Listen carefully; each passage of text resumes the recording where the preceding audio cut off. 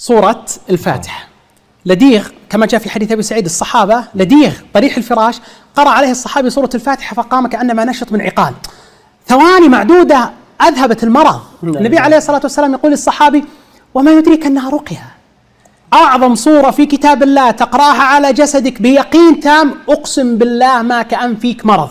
الله. ليش يا جماعة الخير؟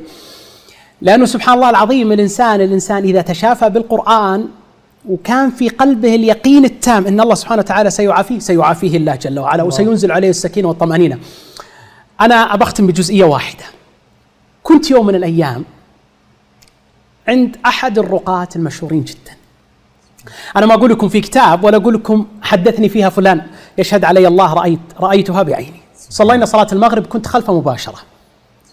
طبعا كان مكان عام فيه عدد مو بشوي من المرضى المعيول والمسحور وإلى آخره. كان منظر يعني ترى فيه عظيم عافية الله لك. الحمد لله.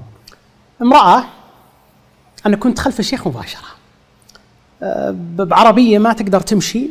قال الشيخ اللي ولي المرأة هذه: وش فيها؟ قال: والله يا شيخ 2 لا تتكلم ولا تتحرك ولا يعني ما ندري وش اللي جاء، توقفت كذا فجأة. يا جماعة أنا ما أقول لكم، قال لي أنا شفت كان يد المرأة مضمومة إلى صدرها ورجليها كأنها معكوفة إلى تحت وما تتكلم. قرب الشيخ، أقسم بالله سمع أذني ما قرأ غير سورة الفاتحة. الله. المرأة كذا بدون يعني مقدمات إلا المرأة بدأت يعني تتنشط شوي ومدت يديها كذا وقالت: الله الله الله.